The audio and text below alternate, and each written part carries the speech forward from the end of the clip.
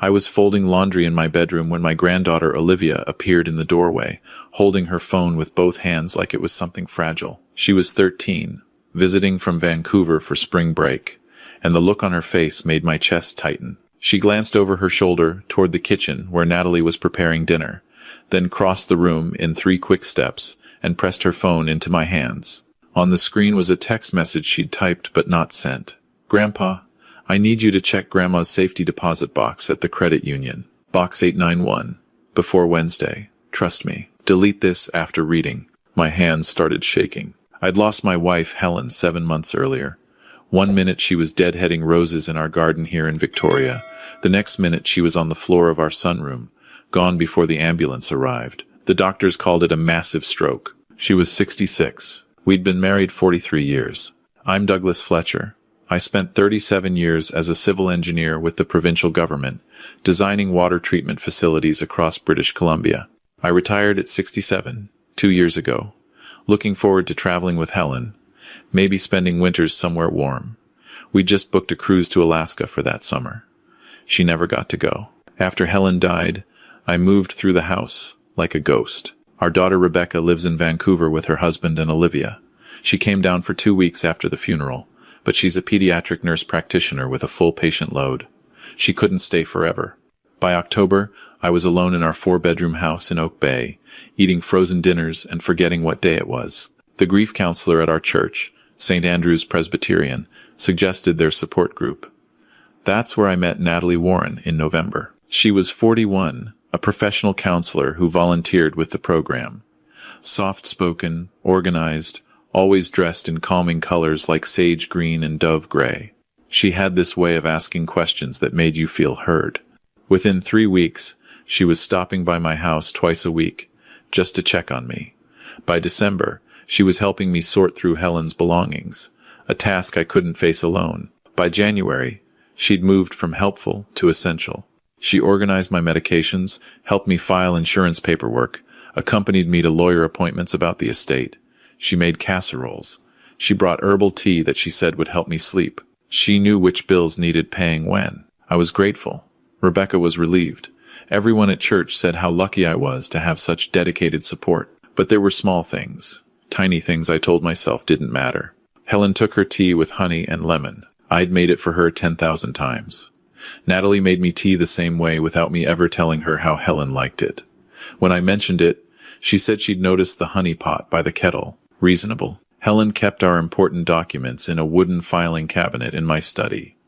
After she died, I noticed things had been moved, papers in different folders.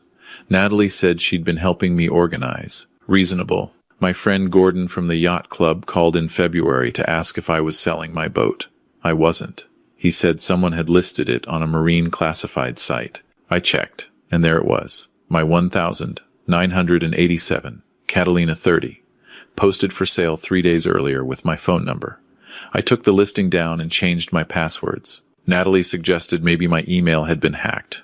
Reasonable. By March, Rebecca was worried enough to send Olivia down for spring break, just to spend time with Grandpa, she said. But I heard the unspoken part. Olivia arrived on a Friday afternoon. She's quiet like her mother, observant. She settled into her usual guest room and didn't say much over dinner. Natalie had made roast chicken with vegetables, setting the table like she lived here. Olivia watched her move around our kitchen with practiced familiarity. That first night, after Natalie left around 9, Olivia sat with me in the living room.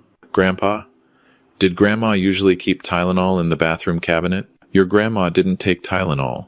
She got stomach aches from it." Olivia nodded slowly. "There's a big bottle in there now, and some other stuff. Herbal supplements. Natalie brings those. She says they'll help with my blood pressure. Are you taking them?" "Sometimes. They taste strange, so I forget." Olivia was quiet for a long moment, staring at the framed photo of Helen on the mantel. Then she said goodnight and went upstairs. The next day was Saturday. Natalie came over mid-morning with groceries and a new casserole dish. She stayed for lunch, chatting about the church fundraiser, her sister's upcoming visit, a documentary she'd watched. Normal conversation. Comfortable. Around 2 o'clock, her phone rang. She glanced at the screen, excused herself, and stepped out onto the back patio to take the call. I was clearing lunch dishes. Olivia had been upstairs in her room, supposedly doing homework, but she must have come downstairs without me noticing, because suddenly she was beside me at the sink, gripping my arm. "Grandpa," she whispered. "The patio door is cracked open." I could hear her. "Hear what?" She said, "Phase 2 starts Tuesday, and the paperwork is almost ready, and after Wednesday, it's locked in." My stomach dropped. Maybe it was about a client. Then she said your name. She said Douglas signs on Wednesday. Then we move everything before the daughter notices. Olivia's eyes were huge. "Grandpa, what paperwork are you signing on Wednesday?" I tried to remember. The power of attorney documents, I think. So Natalie can help manage things if I get sick. Don't sign them. Olivia. "Grandpa, please. Something's wrong. I can feel it." She sounded so much like Helen in that moment. Helen had always trusted her gut. When I wanted to invest in a supposedly foolproof development deal in 2008, Helen said it felt off. We didn't invest. The developer went bankrupt 6 months later. "Okay," I said. "I won't sign anything Wednesday." Olivia relaxed slightly, then tensed again. "There's something else. I saw Natalie go into your study yesterday while you were napping. She was in there for 20 minutes. When she came out, she had her phone up like she'd been taking pictures. That night, after Natalie left, I went into my study. The filing cabinet looked undisturbed, but when I checked Helen's important documents folder, things were definitely rearranged. My marriage certificate was near the bottom when it should have been near the top. Helen's death certificate had a coffee ring on it that hadn't been there before, and my own birth certificate had a sticky note attached with a page number and arrow drawn in handwriting I didn't recognize. Not mine, not Helen's. I thought about Helen's safety deposit box. We'd opened it together 30 years ago at the credit union downtown. We kept our original house deed in there, the pink slip from my boat, some of Helen's mother's jewelry, and our wills. Helen had updated her will after her mother died in 2019. I hadn't looked at mine since we first wrote them in 1998. Box 891. I realized I didn't know where the key was. Helen had always kept it. I went upstairs to her jewelry box.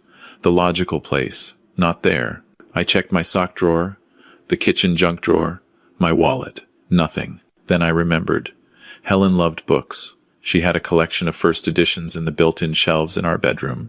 Her favorite was a 1952 edition of The Old Man and the Sea by Hemingway. She'd inherited it from her father. I pulled it off the shelf. It was heavier than it should have been. Someone had hollowed out the center pages, creating a small cavity.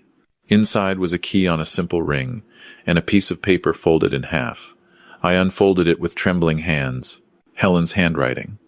Dated 2 days before she died, March 14th, 2025. Doug, if you're reading this, something happened to me. I don't think my dizzy spells are from blood pressure.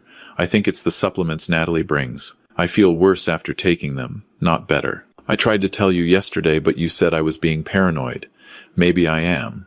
But I'm hiding our safety deposit key here just in case. Check the box if anything happens. Check the will. I love you. Trust your gut like I taught you. H. I sat down hard on the edge of the bed. The room tilted. Helen had tried to warn me, and I'd dismissed her. I'd told my wife of 43 years that she was being paranoid, and 3 days later she was dead. My throat closed up. My vision blurred.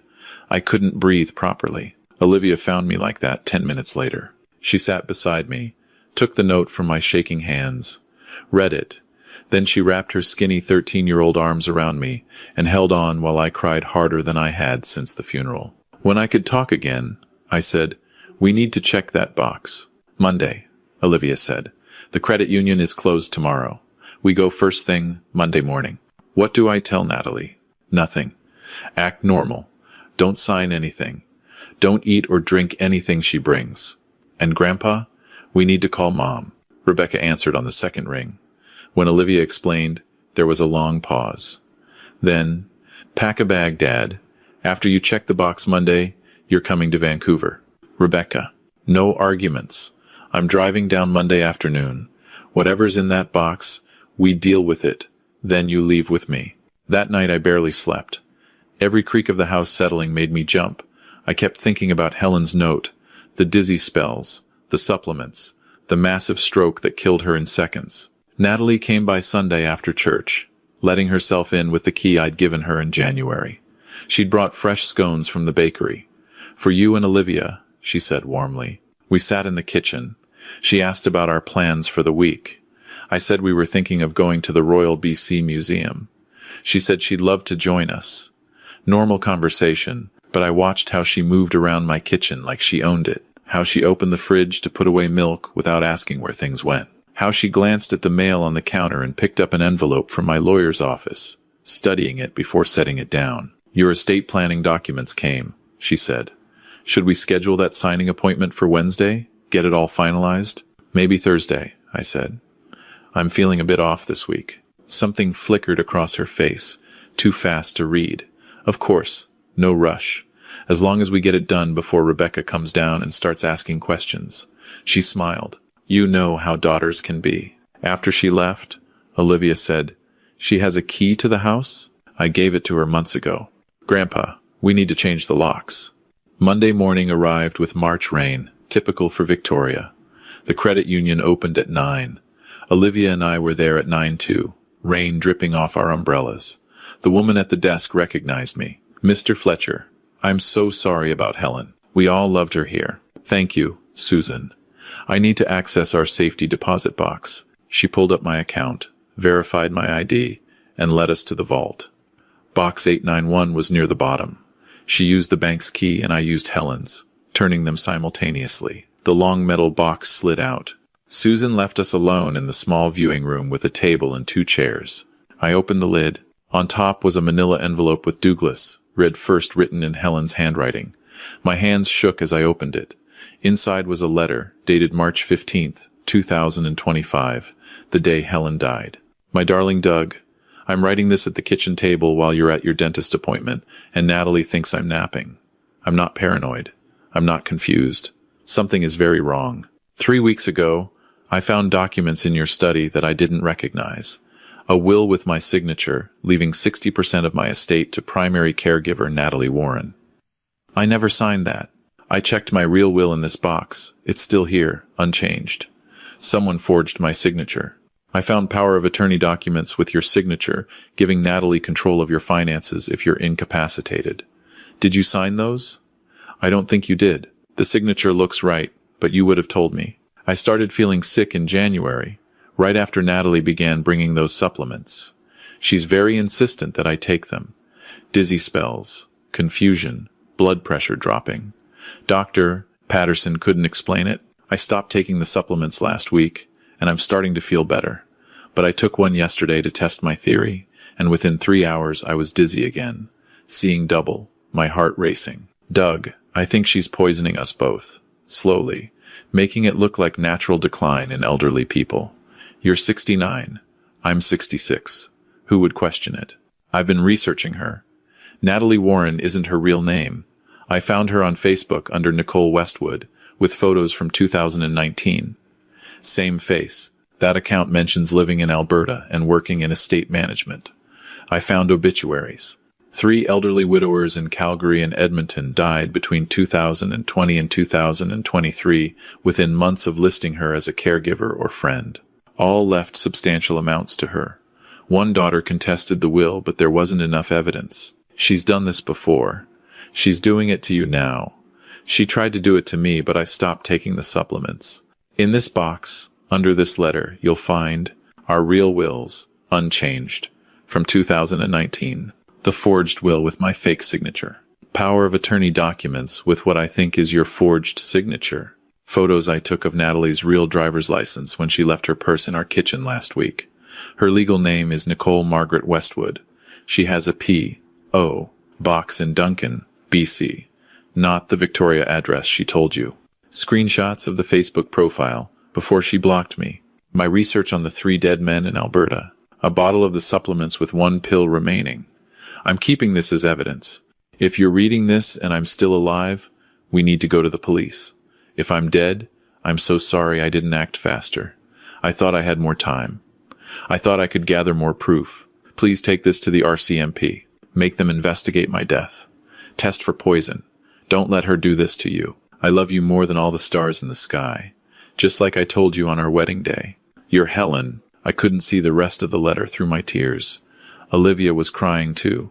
We sat there for 5 minutes, just holding each other and sobbing. Then I made myself look at the rest of the box's contents. Helen had documented everything. The forged will was there, a nearly perfect copy of Helen's signature that I wouldn't have questioned if Helen hadn't told me it was fake. The power of attorney documents bore my signature, except I'd never seen them before. The handwriting was so close to mine that I had to compare it to my credit union signature card 3 times to see the tiny differences.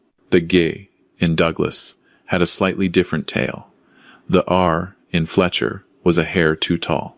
The photos of Natalie's license showed her real name. Date of birth, the 3rd of April 1984. Address in Duncan, a small city an hour north. The Facebook screenshots showed Nicole Westwood in photos with an elderly man identified as helping Harold with his garden. Harold's obituary was paperclipped to it.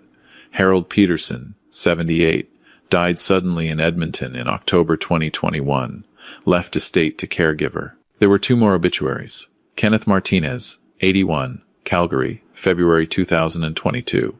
Douglas Harding, 77, Edmonton, September 2023. Both mentioned a caregiver named Nicole or Natalie. Both died suddenly. Both left significant bequests to their caregiver. And at the bottom of the box was a prescription bottle labeled Heart Health Herbal Supplement. Natalie Warren, certified herbalist. 2 pills rattled inside. I took photos of everything with my phone. Olivia did too.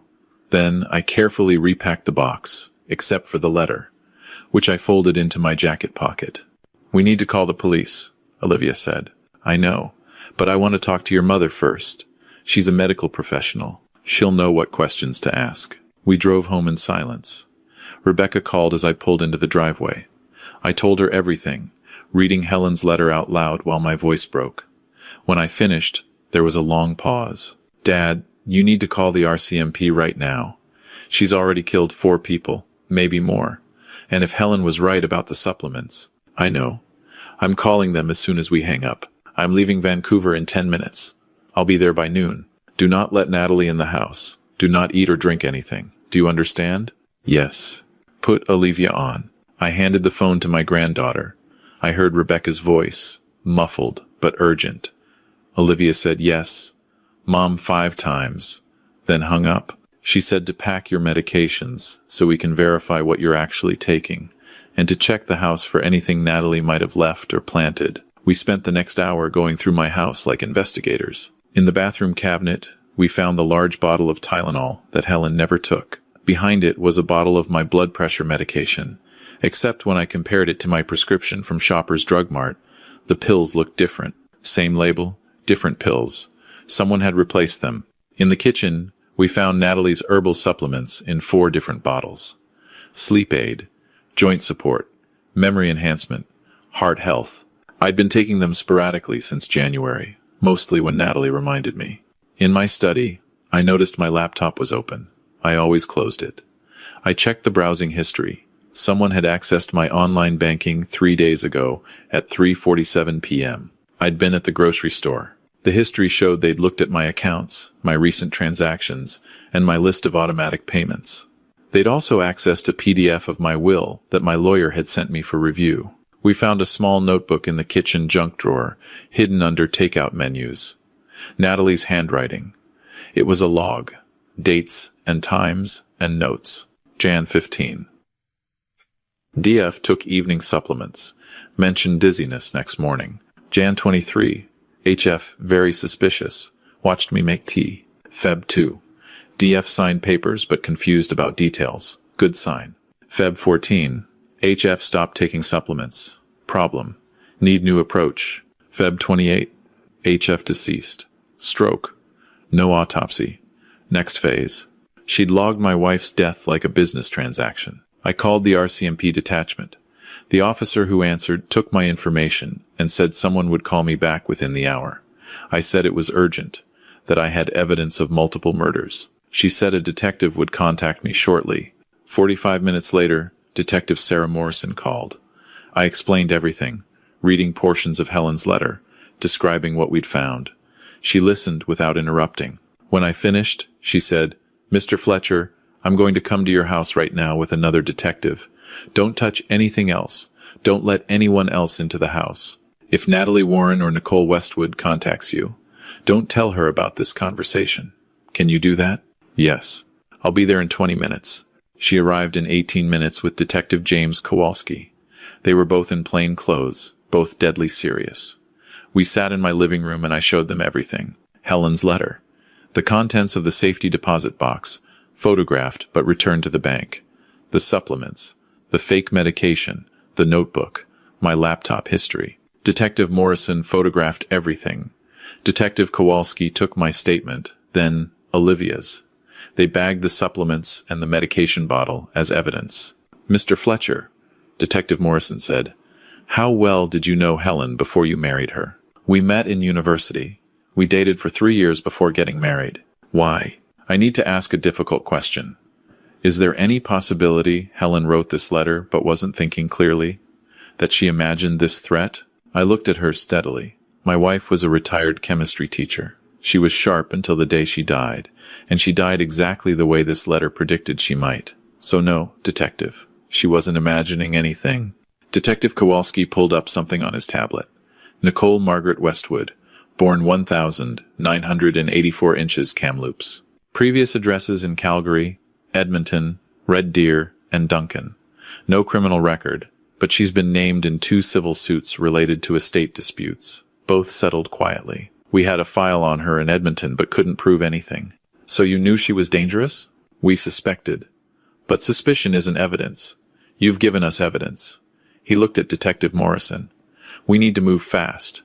If she realizes he's onto her, she'll run. They made a plan. I would text Natalie and say I wasn't feeling well, that we'd need to postpone Wednesday's signing until next week, normal enough not to raise alarms. They'd use the next 2 days to build their case, get warrants, bring in toxicology experts to test the supplements. Then they'd bring her in for questioning. What about Helen's autopsy? I asked. Can you test for poison? We'll petition for an exhumation order, Detective Morrison said gently. But that takes time. For now, the evidence in this notebook and her own pattern of behavior is strong. The bottle of supplements with Helen's research notes is particularly compelling. Rebecca arrived while the detectives were still there. She hugged me so hard I couldn't breathe. Then she turned to the detectives. I'm a nurse practitioner. I want to see the medication bottles and the supplements. They showed her. She examined each one carefully, holding the pills up to the light. These aren't atorvastatin, she said, pointing to my supposed blood pressure medication. Wrong size, wrong color. These look like a generic blood pressure medication, but at a much higher dose.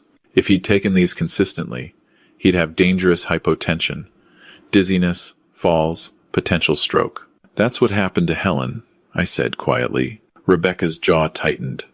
And these supplements. She opened the heart health bottle. This should be tested, but if I had to guess, these contain oleander extract or something similar. Toxic at high doses.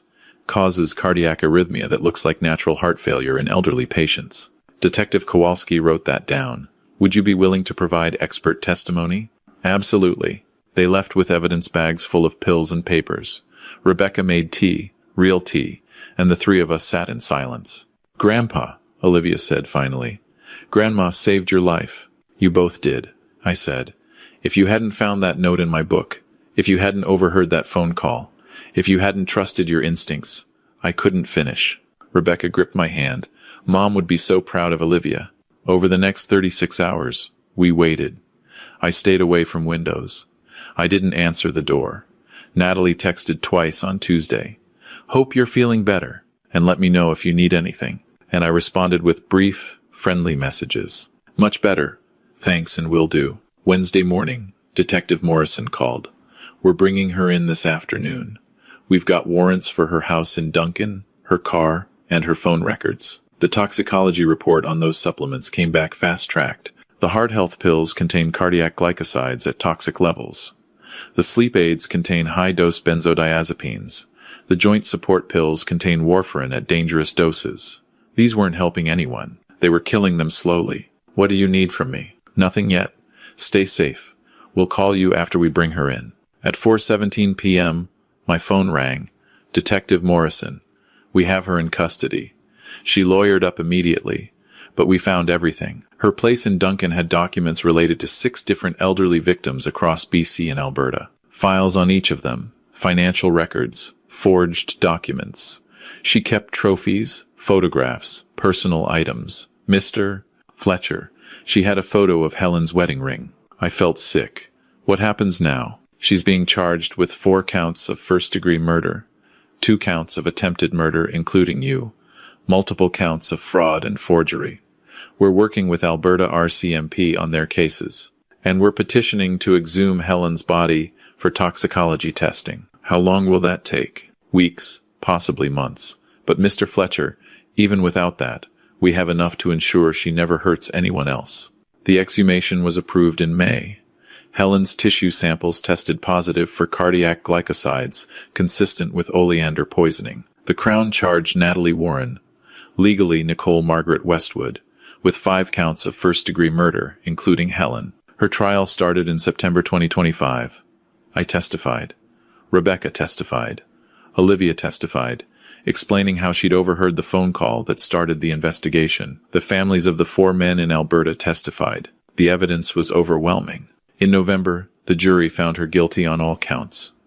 The judge called her crimes calculated, callous, and predatory. She was sentenced to life in prison, with no possibility of parole for 25 years. She'll be 66 when she's eligible, the same age Helen was when Natalie killed her. I sold the house in Oak Bay. Too many ghosts. I moved to Vancouver to be closer to Rebecca and Olivia. I bought a condo downtown with a view of the harbor. I go to a different grief support group now, one that's been thoroughly vetted. I'm in therapy. I'm learning to live with the guilt of not believing Helen when she tried to warn me. But I'm also learning to live again. Olivia comes by twice a week. We cook dinner together. She's teaching me to use Instagram so I can follow her posts. Last week she made me watch a documentary about forensic accounting and said maybe she wants to study criminology when she goes to university. Because of Grandma, she said. Because she taught me to trust my gut and write everything down. There are lessons here, and I share them with anyone who'll listen. First, trust your instincts. Helen knew something was wrong months before she died, but she doubted herself because Natalie was so convincing. If something feels off, it probably is. Don't dismiss your own discomfort. Second, verify everything. When someone offers to help with financial matters or legal documents, confirm it independently. Call your lawyer. Call your bank. Take someone you trust to appointments. Don't sign anything you don't understand, and don't sign anything you're being rushed into. Third, protect your documents and your access. Never give someone complete control of your finances or legal affairs unless you've known them for years and they've been vetted by people you trust. If someone pushes for power of attorney quickly, ask yourself why they're in such a hurry. Fourth, be suspicious of isolation. Natalie had been slowly separating me from my friends and my daughter. You don't need to bother Rebecca with this. Gordon seems tired. Maybe skip the yacht club this week. You should rest instead of going to church. Abusers isolate their victims. Stay connected to your community. Fifth, document everything. Helen's detailed letter and evidence saved my life and brought a murderer to justice. If you're worried about someone, write down dates, times, specific incidents.